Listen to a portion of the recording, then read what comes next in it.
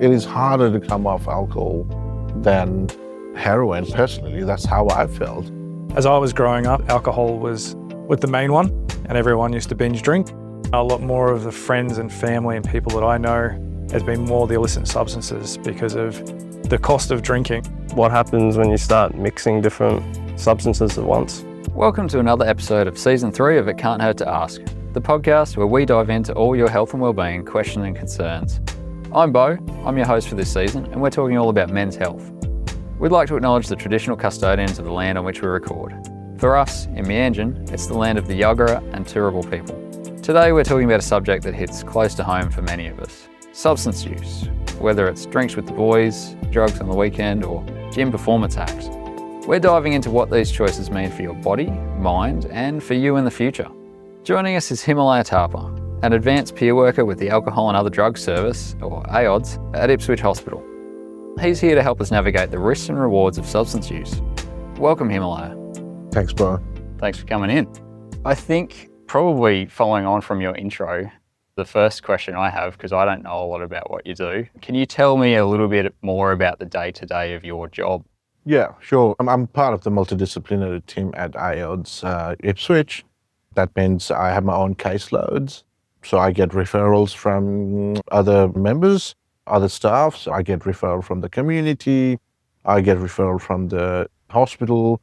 And also we get people who would just walk in and ask for help. And then we decide, we offer them the service. Would you like to see a peer worker, or would you like to see a psychologist, an occupational therapist? And they might say, I'd like to see a peer worker. So usually my daily work would be lots of groups. So I do around 4 groups a week. I also do lots of one-on-one discussions and chat. I usually like to call it catch-ups. Basically, I encourage others to discuss, talk about what's really going on and what they're looking for, what support they're looking after. Everyone's different, so you have to respect that individuality. Yeah, so your job allows you to connect more with the specific person's circumstance rather than, they just present and then they're shuffled into emergency or something like that. Exactly, yeah. So I have an intensive lived experience of drug and alcohol addiction. And this is where I use my lived experience to connect with people. What happens usually is when I tell them that I have my own lived experience, and I usually share a little bit about myself, that helps them to open up a lot easier. They feel connected, they feel safe, and also make sure that they feel safe and heard. So I'll let them talk about stuff. And it's also about making a very safe space where they don't feel judged and they feel supported and they feel heard. Yeah, it's so good that service is available, and I didn't realize there's a multidisciplinary team and you're there. So can you then refer to others if they want to be referred or seek further help? Our multidisciplinary team also includes drug and alcohol psychiatrists.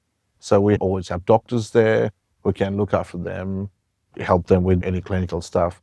We do a lot of referrals to inpatient detox services. We also do referral to community organizations, to mental health. So you get to kind of link in with the community a bit more in that respect. Yeah. Let's hear from Tim. Hi, I'm Tim. I'm 42 years old.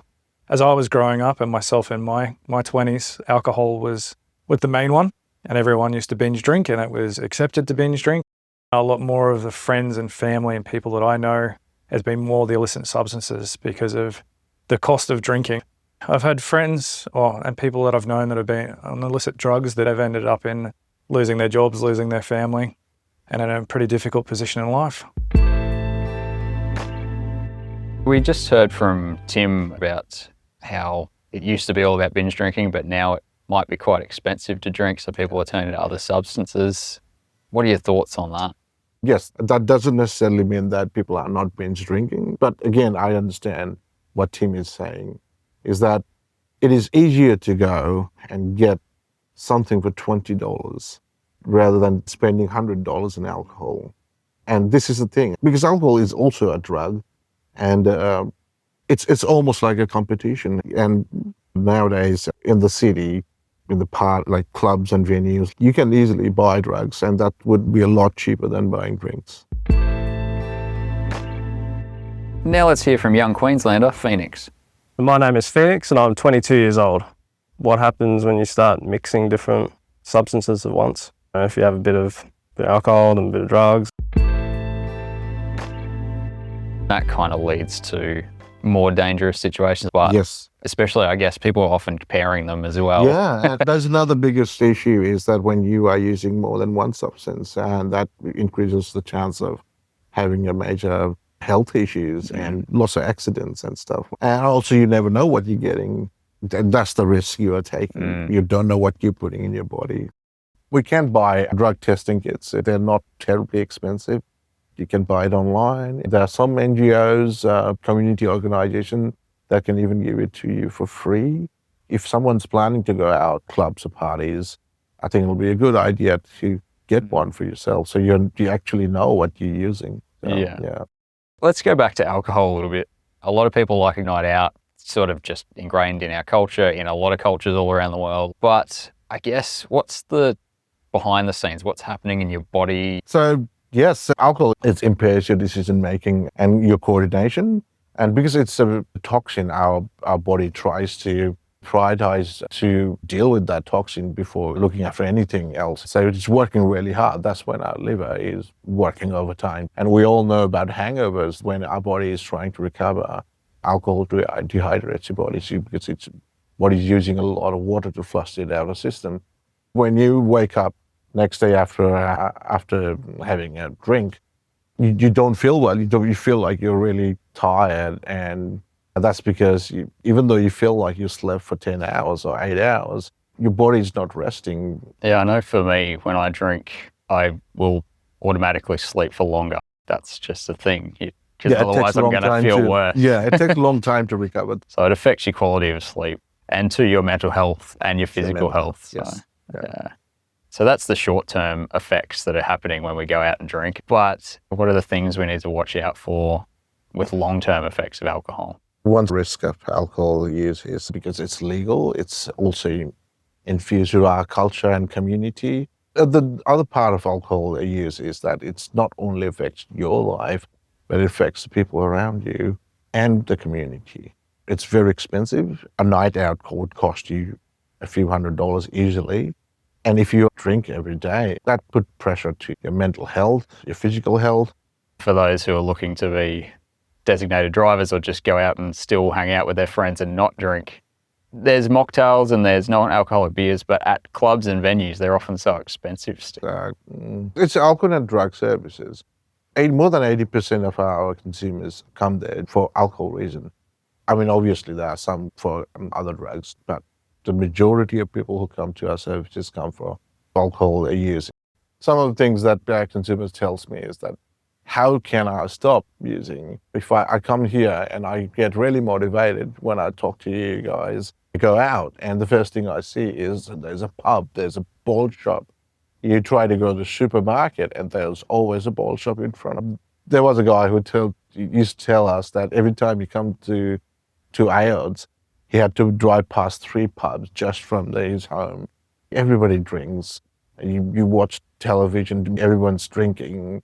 And it's in the family too. Like at home, people might drink, and yeah, that can be very influencing.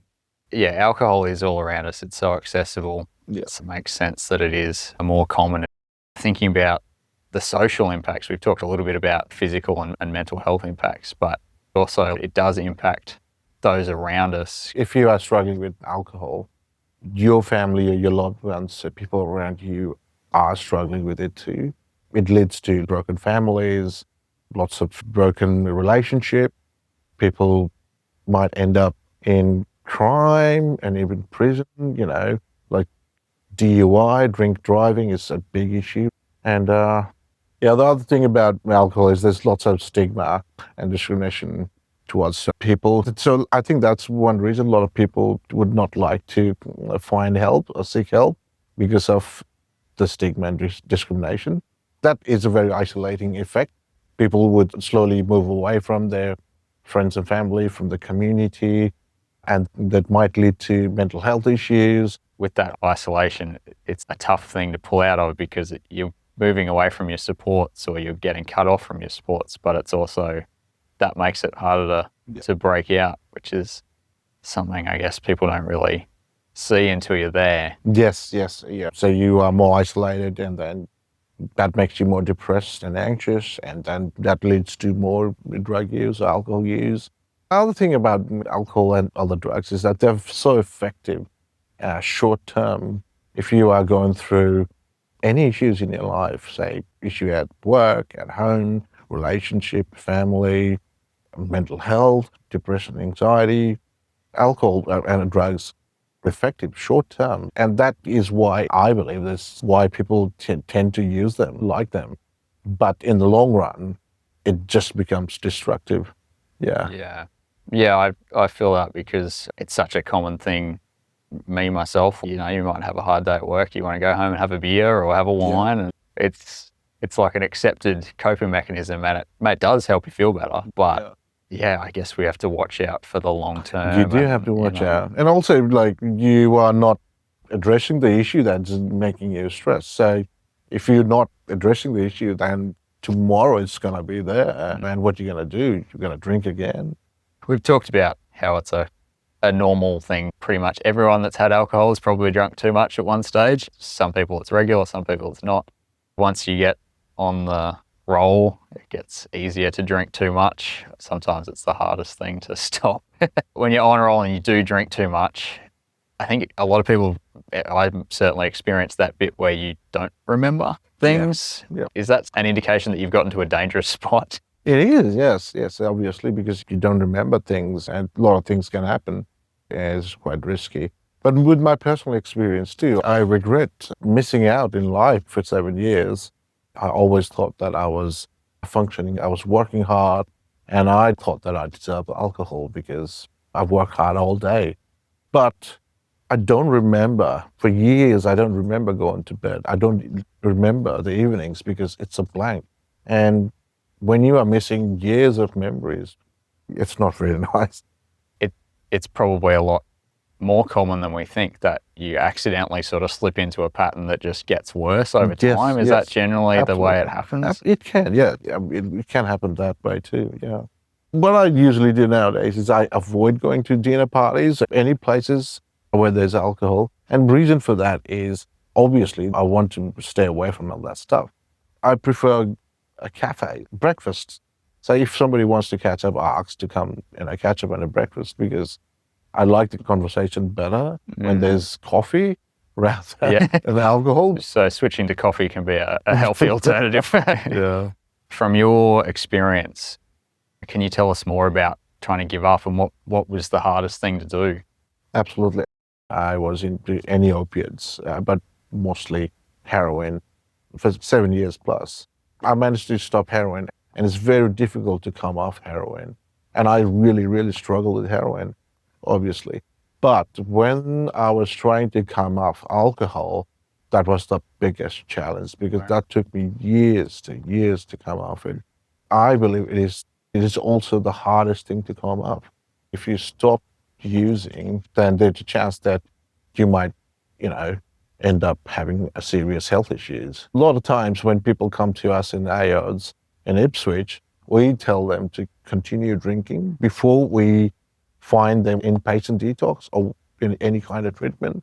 And a lot of times that doesn't sound right. Even if they're coming with their family members, they might say, okay, you're asking us to continue drinking, but there's a reason for it. Yeah, okay. Yeah. I had no idea. So it kind of paints a pretty serious picture. Yeah. And the withdrawal also lasts a lot longer than opiates. Yeah, right. So chemically, it actually affects you in a different way that it could actually lead to death if you just stop. Yes. So if you stop, then there's a chance that you might have DT, so delirium tremors, and that can cause seizure. Yeah. Yeah. Wow. Yeah. I didn't realize it had that level of impact. To hear that it can be dangerous is wild. What about consistent use? Is it the sort of thing that the more you drink, the more likely you are, or are some people safe? Is it up to the individual, or is it just a chemical thing? I mean, it can be up to the individual, but if you're a long-term drinker, and it's highly likely, most of the time when people start drinking heavily, There's a reason behind it. A lot of time people are using it to cope with things. People who had difficult childhood or difficult past, trauma, all that sort of stuff. It's very difficult to deal with them. So drug and alcohol become such a go-to because it can help you in the short term. But in the long run, if someone's drinking regularly for a long time, yeah, it's a really high chance. So we mentioned drugs a little bit before, but I'm curious to know a bit more about, from your experience, what's around now and how do those things affect us? Right now, MDMA is there, ketamine. There's other drugs too, like there's GHB, and obviously cocaine, MDMA, ketamine. Yeah. So apart those, from alcohol, yeah, which will be yeah, the most true. popular. But I guess speaking about those drugs, do they all sort of work the same way, or some things do different things? No, but alcohol is a depressant, so basically it's lowering your inhibition, so you're slowing down. Whereas MDMA, cocaine are stimulants, so they increase your heart rate, they gives you more energy, you feel very excited, alive. Some people, they drink and use stimulants because when you're using, say, cocaine on top of alcohol, you feel like you are not drunk, so you can drink more. People like to be in that scene for longer, and you're mixing drugs. Yeah. So it's all about keeping yourself in the zone, I suppose, for Yeah, as long as yeah, possible, and finding new ways to do that chemically. And also, like, there are some people who like hallucinogens, like LSD. I suppose it depends what scene you're into and probably what music you listen to. Exactly. Yeah. So with the long-term effects, then, you know, people might go out for a night out and use MDMA or whatever, but is it something that is more likely to become a habit? Is it something that is dangerous? Look, most of the drug use starts that way too, because there are stages of drug use. So first thing is abstinence, people don't use at all. And there's when people start to experiment with, so the experimental stage when people want to try everything. But when the recreational drug use comes in, which is when people go out over the weekend and they use, when they are in that recreational stage, it's really easy for them to move into daily use or dependent use. The other risk of using is that buying from the streets, so from buying from people, is that you don't know what you're getting. There's a lot of times drugs like MDMA, cocaine are cut with other powerful stimulants. If someone buys MDMA or cocaine, most likely they are being cut with even powerful drug like methamphetamine or ice. And that's a whole big issue. Exactly. Because, you know, if you are going to do it, then it's important to worry about what's in it. Yeah. And there's another risk buying drugs. Recently, we've been having cases about people overdosing when they are using a drug like cocaine, because it's been cut with very powerful opiates, which is nitogene. Okay. And nitogene is a very similar opiate like fentanyl. And in Australia, you are getting nitogene in cocaine, in MDMA, in benzodiazepines like pills, like Xanax that you buy from the street or buying online stuff. So next time, if somebody decides to do cocaine, they might be using nitogene. So obviously the preference is to stop using, but if people do want to use and they are getting it, can they do anything to be safe? Can you check? This is where the harm minimization comes in. And it's really important to know where you're getting your stuff, how much you can use, what are you trying to get out of it. I know it's very difficult when you get into that zone when people are getting a little bit influenced. They like to, do stuff. When the fear is reduced, your energy level is up. People like to do stuff, but you got to be careful and you need to plan ahead. I would really encourage people, if they are using that out there, regardless of using hallucinogen, depressants or stimulant, I would encourage them to get naloxone spray. So naloxone is a spray that stops the opiate overdose. Yeah. So that's something you could more likely administer on someone else, or could that also absolutely. be something you use on yourself? Yourself too. Okay. Yes. If you are feeling that way, absolutely. Yeah. And if you go and get it from any health center, any community health center, they will explain to you how to use it. Yeah. Okay. And it's free too, so you can go and get it. Yep. From your local community health center. Yep.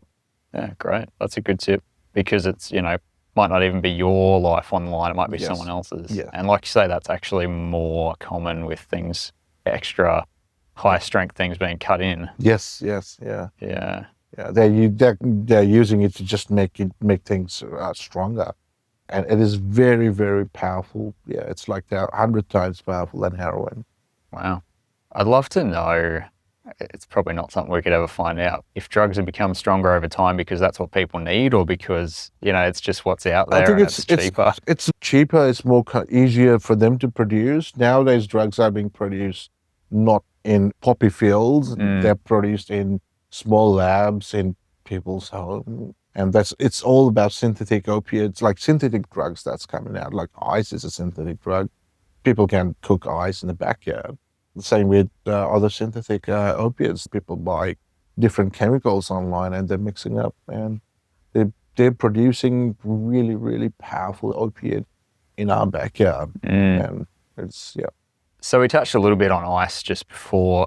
Is that still a big deal? I know that was a big deal for a while. Ice is still a big deal. It's not big as alcohol, obviously, but it is a lot bigger than opiate addiction. Right. Because fortunately, we have a treatment called opiate replacement therapy, and we provide another opiate, which is called buprenorphine, but it's injected in your fat under your skin and stays with you for a month. You don't need to use anything. And the good thing about that is also it blocks. If the person decides to use an opiate on top of it, it blocks the effect of it. It's very, very successful right now. But unfortunately, we don't have anything with ice. Ice is still very prevalent in our community. It's quite cheap. When people are on ice, they don't sleep, they don't eat. People will go on this use pattern that can go for up to a week. They don't eat and sleep, and they're constantly using. And then they crash, and then they do that again. Yeah, right. And like you said before, there are situations where you might be having a different drug and it might have ice in it anyway. Yes, yeah, it is. And sometimes, even ice have been cut with nitrogen. Yeah, right. Yep. Yeah. So I'm working with some guys, and they told me a story when they use ice and they'll sleep after 2 hours. Usually, ice will keep you awake for days. And so the long-term effects of ice, is that vastly different to the long-term effects of your more common drugs like cocaine and stuff? Look, they're all stimulant, and they depends on if you're using lots of cocaine, it will be very similar to ice. But obviously, ice is a really powerful drug. The effect of ice on people is that it is very harmful to your physical health, obviously, but also there's high chances of getting mental health issues. People would experience drug-induced psychosis. Some people come back from psychosis, but some don't. I suppose that's the double whammy, is like stimulants are going to keep you awake. Yeah. But there's the effects of the drug, and then there's the effects of the lack of sleep and lack of eating and all that. Yeah. Just compounds. People lose weight so fast when they're on ice. The behavior changes and leads to broken families, broken relationships, broken life, career. Yeah. Yeah. So for someone who's thinking, oh, well, at least I'm not doing ice, is there similar danger with all the other things anyway? Pretty much. Depends on how much you're using and what you're using for. Obviously, that is another thing. I personally believe that if someone's using recreationally, that is a little safer, because you might use that for one night and then decide not to use for next months. But if you are using to cope with your challenges in your life, there's a risk. It's a lot bigger than just substance use. Right. Substance use is only a small part of it. It includes lots of other factors in our life. You need to ask questions like, where does this person live? Does he have a home? Does he have a community? Does he have family, loved ones? What was the person's previous life? Does he have a goal? Is he lost? Does he have mental health issues? There's so much, yeah. Yeah, that's a good insight, because particularly for person who doesn't have much experience, it's like, oh, it's fine, you just don't have too much. You're okay. But there's so many other things that could predispose you to that outside of just the drugs themselves. Yeah. So for anyone listening out there and they do want to keep using, whether it be alcohol or other substances, what are the ways you can do it more safely? Are there guidelines or rules you can give yourself to keep yourself safer? If the person decides to use, we want them to use safely. So it's really important about understanding that person, what they are using. If that person is drinking, then to understand how much they drink. And if that's the case, it's a lot more controllable and manageable, I guess.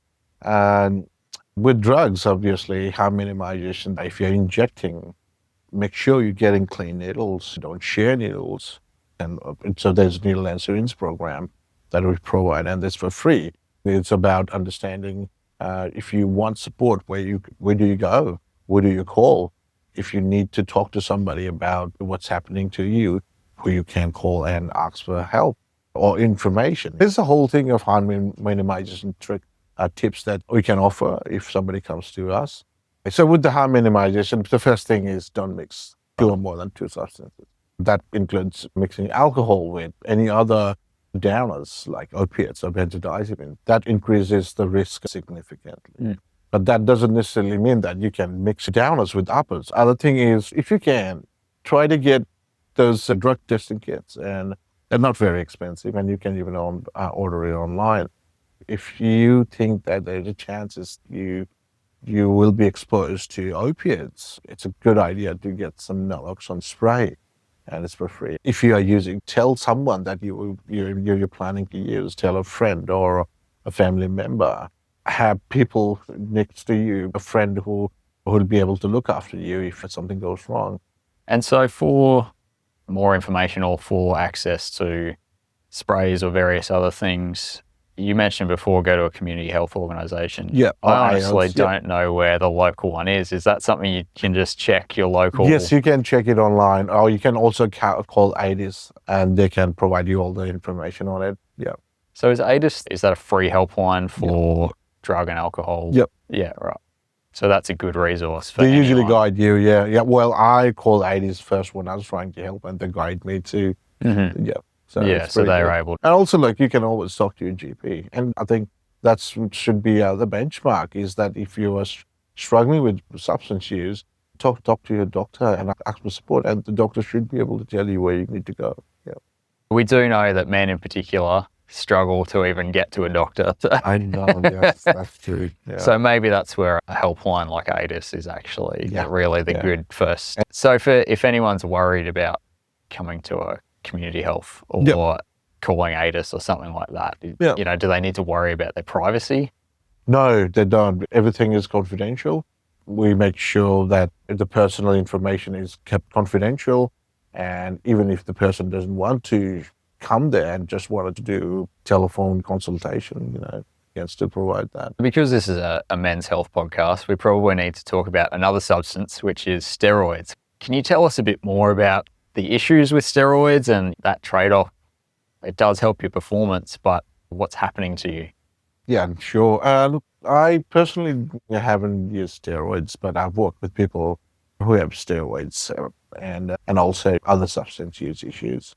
Well, why do people use steroids is that, I don't know, there's too much pressure on men to look like something. You go to gym. Usually when I go to gym, I feel intimidated when I see people working hard who are bigger and stronger. And also, I think everything keeps telling us that you should be like this. There's people using, there are people selling it. There are other forms of steroids that you can buy online quite easily. At the end of the day, it's very similar to substance use, like any drugs. You're using it to gain something, and you might gain body mass, muscle mass, but the risk that comes with it is significant. Yeah, I've heard in particular something that isn't well known is the mental health aspect. It does genuinely affect your brain chemically. Yeah. People know sometimes, they know the physical effects of steroids in terms of it's going to shrink your testicles, it might make you more aggressive. Do you think there's much of a relationship between that sort of chasing the perfect body image and the chasing the perfect night out? Oh, wow. Yeah. I think, why not? You're sort of borrowing something from the future, taking tomorrow's health or happiness and pulling it all forwards into today. I guess try and speed it up. Yeah. So with steroids, obviously, the idea is for it to improve your body, make you look better. Yeah. But what do we know about the negative effects on your actual health and even your body image? The long-term effect of steroids is obviously it puts lots of pressure on your internal organs like your liver, your heart, and there's research about the steroids leading to cancers in our body, other stuff like hormonal effects. Steroids can suppress your body's natural hormones and can lead to infertility and other issues. Time for our trivia questions. We'll give you the answers towards the end of the episode. Today we have 2 questions. What is the most widely used illicit drug in Australia? And what is a standard drink according to the Australian Alcohol Guidelines? Are you enjoying this podcast? Don't forget to subscribe and review. Did you know we have health podcasts on a wide range of other topics, including organ donation, antibodies, and mosquito-borne diseases, as well as body systems and organs such as the eyes, brains, testicles, adrenal glands, gut microbiome, and more. Let's hear again from Tim. The biggest thing I'd probably want to know is like how you raise these things, because I think for most people, myself included, it's difficult to have those sort of discussions, or how to raise it with your friends, because often it's uncomfortable and it's not something that either if you feel like it is a potential problem, you may not necessarily want to flag that with everyone. So, Himalaya, Tim's essentially asking about how you raise the topic of alcohol and drug issues with others. I guess there's 2 different questions in that. How do you raise issues with others if you think they may have a problem, and how do you raise issues if you think you might have a problem? Let's go with the first one. How do you raise issues with others if you think they might have a problem? This is a really important one. I would say if you have someone in a family that, is struggling with a substance use issue and then you want to talk to them, it can be really hard and you don't want to offend that person. I think it's really important to be respectful, be mindful of how that person is feeling at that time. I think a slow approach would do, rather than telling them, don't do drugs or don't drink. Rather than asking, what is wrong with you, just ask differently. You might say, like, how can, we work together? Or how can I be of any help to you? Yeah, I think you need to understand how the other person is feeling. The most important thing is not sympathy, it's empathy. Just trying to understand, where their issues, trying to understand things from their perspective. I think that's a really important distinction you just made, that sympathy versus empathy. Absolutely. It's not about feeling sorry for someone. It's about actually wanting to help them and caring about them. Yeah. Which I think is where a lot of people who see substance issues, that's where they're coming from. But like you say, it's important to really come from a positive aspect of trying to help them rather than address what's wrong with them. On that topic, are there particular red flags that we should watch out for in other people to see that there might be a problem? Yes, I mean, if someone that you know, or your family member, if they're isolating more, if they are running out of money, they're always sleeping or never home or angry or irritated, all this, signs, it'll be good that if you try to find out what's going on. If someone's going through having a drug and alcohol issue, then you will understand like what's happening. That there's an instant mood swing, some tremors, shaky hands, excessive sweating, like sleeping for days. I guess the quicker that you can maybe talk to the person about it, the quicker they might be able to get help. Yeah. So Pure way, because one thing we do the best is we connect with our consumers, and that is our strong point. And how do we do that? Is when we are when we are engaging with consumers, we try to make the safest space as possible. How do you make a safe space? You make sure that that person is not feeling being judged. It's about not asking difficult questions. It's about coming to an understanding, trying to tell them like it's okay. You're here. Let's work from now. Let's do something rather than go, no, you've done this or that, and that just makes you more guarded. Yeah. And actually, you have to be active in creating that safe space. You can't just be like, oh, we're at a cafe, it's fine. No, exactly. Yeah. And it's also about that person, how that person feels safe. There's lots of stigma and discrimination in the community. Men do not like to come out and tell that they have issues, There's lots of challenges, lots of expectation, switching to the other side of it, how do you bring up if you're the one having issues or you think you might be having substance issues? Yeah. I think the first thing is to be aware that you are struggling. And sometimes you are not aware. You don't realize that you're struggling. Mm-hmm. I think that's being aware that you are having an issue is the first important thing, part. But after that, I think it's about finding that right person, your close friend, a family member. Talk to them, be honest. I know it's really hard to do that, but you have to. If you think it's not possible, you don't feel like talking to your people or your family members, then it's always easy to come to a place like AODS. You can just come in. We would make sure that everything is confidential. You can even give us a call and talk to us. You can even call other community health organization centers and talk to your doctor. Try to ask for help. So I guess, what are the red flags in ourselves that we should be watching out for? Oh, I think you will know. You are going through that. You will know. We do sometimes get people who come to our service not because they wanted to be there, because their family members want them to come in, or others, and they still think that they don't have real issues. And that's sad to see. As peer workers, one thing we do is we reflect on our recovery. So if you can reflect on how was your last week, that can tell you a lot. Okay. Yeah. Another thing you could do, like for the reflection, is to make it easier, you can do a thing called substance use diary. So every time you're using, you write down how much you're using, how much money you spent, how long, you can add all the information, you can say, how long did it take you to get it? Or how long were you under influence, all sort of stuff. And a week later, if you look at it, then you can clearly see a pattern. And you can tell what's going on. Yeah. And if you can see that if you're using every day, you're spending significant amount of money. So yeah, your health, all that sort of stuff. Yeah. Yeah. I guess, keeping an eye out on yourself and just stopping and reflecting. Absolutely. If you are using regularly, but you still think that you don't have an issue, I would highly encourage you to keep a substance use diary. It will give such a good picture to where you are in your journey. Yeah. And do you think is that a more dangerous phase? Like you mentioned before, you goes from experimenting to recreationally using. In that recreational stage, you're more likely to develop a problem? Yes, that's what I think. You start using to cope with things, and that is the risk. Because when you use to cope with things, whatever the issue is still remains. It's there. It's not gone. So you come tomorrow, and then the stuff is still there. So either you address the issue or use drugs. So, it just becomes a pattern. And yeah. Time for the answers to our trivia questions. What is the most widely used illicit drug in Australia? And what is a standard drink according to the Australian Alcohol Guidelines? Well, the most widely used illicit drug in Australia is cannabis. And a standard drink, according to the Australian Alcohol Guidelines, contains 10 grams of pure alcohol, whether it's beer, wine, spirits.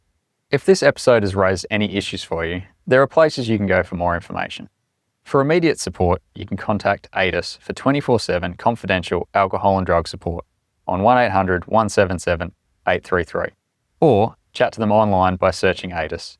ADIS can provide support to you or family and friends. You can also talk to your GP. In an emergency, call 000 and ask for an ambulance. Unfortunately, we're nearly out of time, so I guess for everyone listening, what's one key thing you want us to take away from this chat? The one key thing I would like our audience to take away is that I would highly encourage you to look after yourself. Be mindful of what you're using. Try to see if your friends are using regularly. How much money you're spending. How is your health? Are you sleeping well? Are you eating well? How is your family? How is your partner? Self-care is the most important thing if you are struggling. I believe it was the most important thing in my life when I was recovering. Self-care is about doing things that you enjoy, and that could be anything. It could be driving, playing something, spending time with your loved ones, watching TV or movies. If you can do 5 different self-care activities a day, that will make your recovery journey a lot easier. We've had so much great advice from you today. I think there's been some really interesting things, some eye-opening things for me, and I'm sure everyone listening. So I just want to say thank you so much for coming in, Himalaya, and talking to us today. It's been great to have you here. It's a pleasure, Bo. Thank you. Thank you for listening. Please subscribe and review, and be sure to tune in to our next episode. Many thanks to Himalaya Tapa and the team at Westmoreton Hospital and Health Service. This podcast was produced by Queensland Health.